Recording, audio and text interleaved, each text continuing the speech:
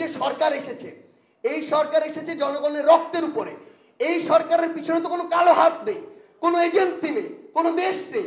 এটি এসেছে জনগণের রক্তের উপর দিয়ে।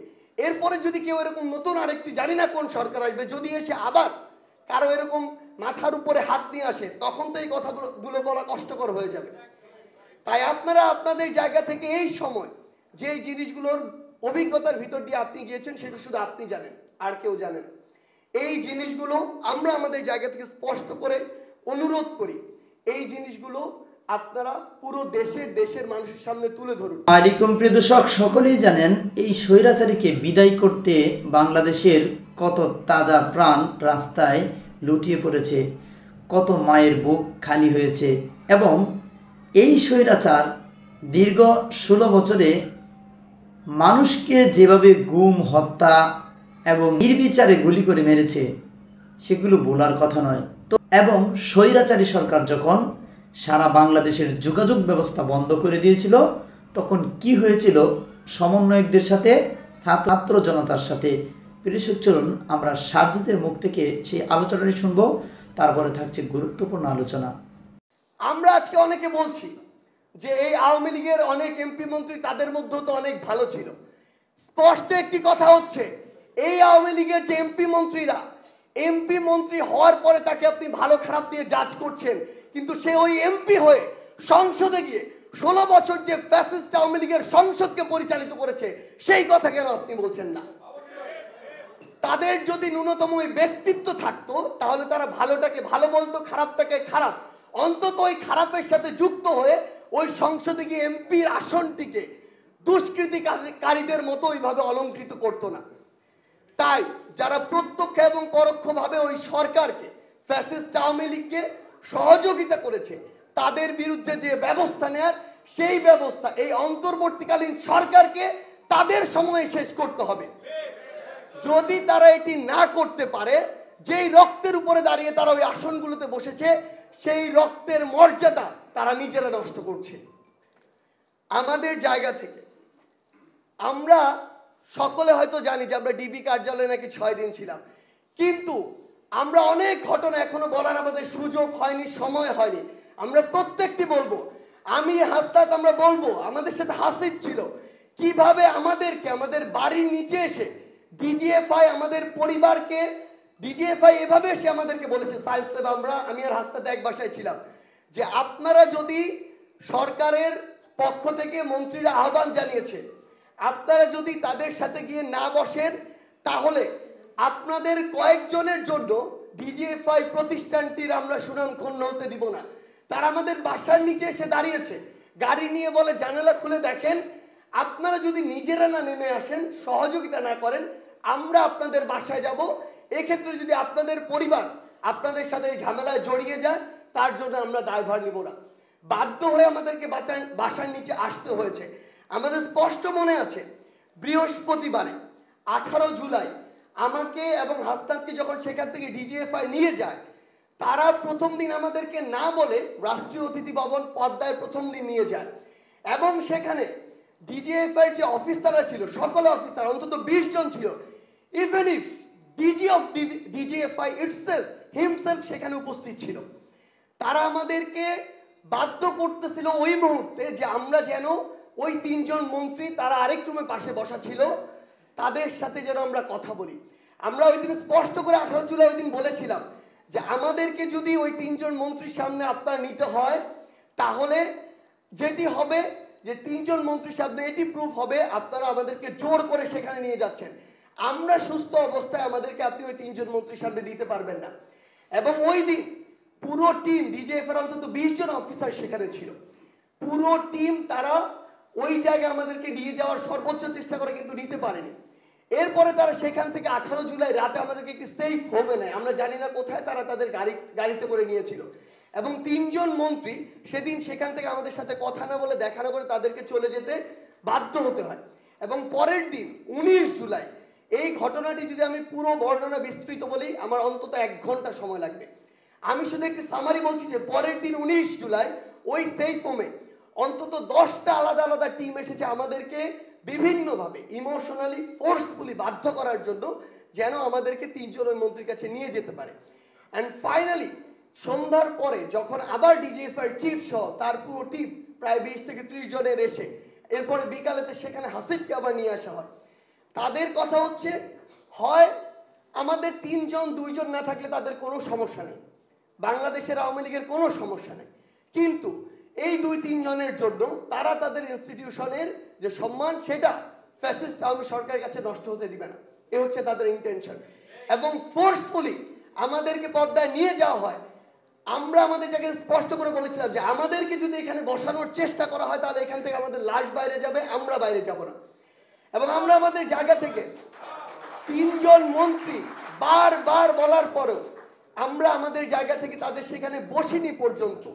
এবং আমরা নিজেরা যে দাবিগুলো ঠিক করেছিলাম সেই কাগজটি দিয়ে আমরা যখন বের হয়ে আসি, এখানে কিছু মিডিয়ার ভাই, আমি জানি না তারা এখানে আছেন কিনা, ডিজিএফআই তাদেরকে সিলেক্টিভ কিছু মিডিয়া কল করেছিল। ডিজিএফ যখন মিডিয়াদেরকে আমাদের সামনে দাঁড় করিয়ে দেওয়া হয় তার পিছনে ডিজিএফআই অফিসাররা দাঁড়িয়েছিল। এবং প্রথমবার যখন তাদের মন মতো কথা হয়নি সেটি বলানোর জন্য দ্বিতীয়বার আবার তারা আমাদের কথা নিচ্ছিল এবং তারপর আমরা সেম কথা রিপিট করেছিলাম। এবং ওই দিন আমরা দেখেছি, আমরা শুরুতে যে কথাটি বলেছিলাম যে আমরা এখানে কোনো রকমের আলোচনার জন্য আসিনি, কোনো রকমের আপনাদের সাথে বৈঠকের জন্য আসিনি, আমরা আমাদের দাবিগুলো শুধু জানিয়ে যেতে এসেছি। কারণ এগুলো পৌঁছানোর কোনো ব্যবস্থা এই ফ্যাসিস্ট সরকার রাখেনি। নেটওয়ার্ক বন্ধ করে দিয়েছে, কারফিউ দিতে যাচ্ছে, আমাদেরকে কোথাও যেতে দেওয়া হচ্ছে না, সেই হাউস নামে সবচেয়ে নির্মম একটি হাউসে আমাদেরকে বন্দি করে রাখা হচ্ছে। সেই জায়গায় দাবিগুলো জানিয়ে শেষে যখন আমরা এই কথা বলে আমাদের কর্মসূচি চলবে স্পষ্ট করে ঘোষণা দেওয়া হয়, সেদিন আমরা দেখেছিলাম ডিজিএফআই কিভাবে মিডিয়া কন্ট্রোল করে। প্রত্যেকটি লাইন তারা ঠিক করে দিয়েছে, মিডিয়ায় কোন অংশটুকু যাবে তারা ঠিক করে দিয়েছে। আমাদের কথাটুকু, যেটি আমাদের কথাই ছিল না, সেই কথাটুকু আমাদের কথা দিয়ে ওই মিডিয়াতে প্রচার করা হয়েছে। এই কাজগুলো আমরা আমাদের এই যে সময়টুকু আমরা যে কি অভিজ্ঞতার ভিতর দিয়ে গিয়েছি, আমরা এগুলো এখন পর্যন্ত তুলে ধরার বা শেয়ার করার সময় পাইনি। তবে আমরা আমাদের জায়গা থেকে স্পষ্ট করে একটি জিনিস বলি, অসংখ্য রক্ত গিয়েছে, অসংখ্য জীবন গিয়েছে। আপনারা যে আজকে ধীরে ধীরে সিক্রেট কথাগুলো বলছেন, আপনাদের প্রতি অনুরোধ, আমরা আমাদের জায়গা থেকে চেষ্টা করব সর্বোচ্চ, আপনারাও সর্বোচ্চ চেষ্টা করুন। সিক্রেটগুলোকে ওপেন সিক্রেট করতে হবে, ওপেন সিক্রেটগুলোকে ওপেন করতে হবে। আমরা আসলে আপনারা যে কথাগুলো বলছেন প্রয়োজন নেই তো। বাংলাদেশ সেনাবাহিনীর ভিতরে যে একটি মাত্র প্রতিষ্ঠানকে আমরা রেসপেক্টের একটি অন্যতম জায়গায় রাখি, তার ভিতরে যদি এই কলুষিত সিস্টেমগুলো চলে, সেগুলো নিয়ে এখন কথা না বললে কখন কথা বলবো? যখন এখন এই যে সরকার এসেছে, এই সরকার এসেছে জনগণের রক্তের উপরে। এই সরকারের পিছনে তো কোনো কালো হাত নেই, কোনো এজেন্সি নেই, কোনো দেশ নেই, এটি এসেছে জনগণের রক্তের উপর দিয়ে। এরপরে যদি কেউ এরকম নতুন আরেকটি, জানি না কোন সরকার আসবে, যদি এসে আবার কারো এরকম মাথার উপরে হাত নিয়ে আসে, তখন তো এই কথাগুলো বলা কষ্টকর হয়ে যাবে। তাই আপনারা আপনাদের জায়গা থেকে এই সময় যে জিনিসগুলোর অভিজ্ঞতার ভিতর দিয়ে আপনি গিয়েছেন, সেটা শুধু আপনি জানেন, আর কেউ জানেন।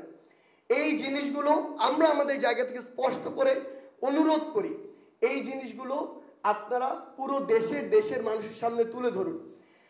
আমরা যদি আমাদের এই কলুষিত সিস্টেমকে ভেঙে নতুন সিস্টেম গড়তে চাই, সবার আগে সিস্টেমের ভিতরের এই যে একদম কলুষিত করাপ্টেড লুপহোলসগুলো, এগুলো আমাদের ফাইন্ড আউট করতে হবে। এগুলো নিয়ে সাবেক প্রধানমন্ত্রী শেখ হাসিনা তিনি নিজের স্বার্থের জন্য কি করেছেন, তার দলের লোকেরা কি করেছেন, এবং প্রত্যেকটি নেতাকর্মী আওয়ামী লীগের নিজ নিজ স্থান থেকে কিভাবে দস্যুর মতো, জালিমের মতো মানুষের উপর আক্রমণ করেছিল এবং চড়াও হয়েছিল। ইতিমধ্যে একটি আওয়াজ উঠেছে যে আওয়ামী লীগের যে সকল নেতাকর্মী যারা অন্যায় কাজে জড়িত নয়, যারা অন্যায় করেনি, যারা স্বৈরাচারের সাথে জড়িত ছিল না, সেই সব এমপি মন্ত্রীদেরকে তাদের দায়িত্ব ফিরিয়ে দেওয়া, তাদেরকে স্বাভাবিকভাবে চলাফেরা করতে দেওয়া এবং জানমালের নিরাপত্তা দেওয়া এই সরকারের দায়িত্ব। এমন কথা কিন্তু করছে ডক্টর ইউনূস। কেন করছে না এগুলো?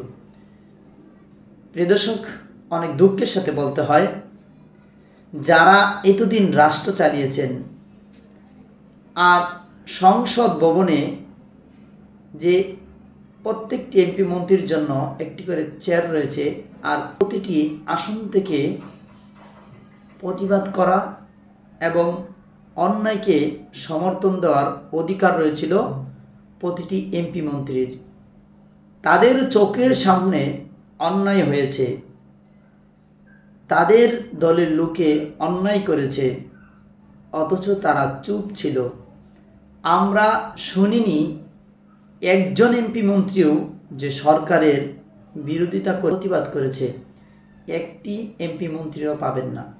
তো একজনও যখন ছিল না, তাহলে এখন যে হাওয়ায় ভাসছে যারা ভালো ছিল তাদেরকে মাফ করে দেওয়া হোক, বা তাদেরকে তাদের যে আসন সেটি ফিরিয়ে দেওয়া হোক, তাহলে এই যে ভালো মানুষগুলো বিগত 16 বছর কোথায় ছিলেন? একবারও কি তাদের কণ্ঠ জনগণের সামনে ভেসে উঠল না? প্রিয় দর্শক, আওয়ামী লীগের দায়িত্ব পেয়েছে, আওয়ামী লীগের পদে রয়েছে।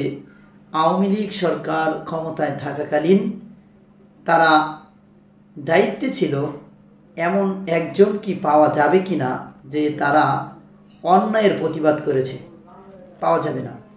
যদিও পাওয়া যায় সেটি অনেক কম, আর সেটি হলো চুপ ছিল।